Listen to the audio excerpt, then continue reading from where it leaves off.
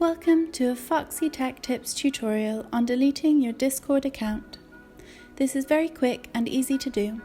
If you find this video helpful, please consider subscribing to my channel and liking the video. Launch Discord. Now open up User Settings from the bottom left corner of the page.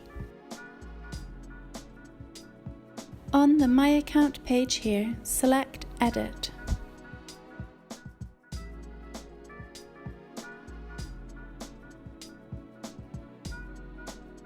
A Delete Account button will now appear. Click that. All you have to do now is enter your password to confirm the deletion.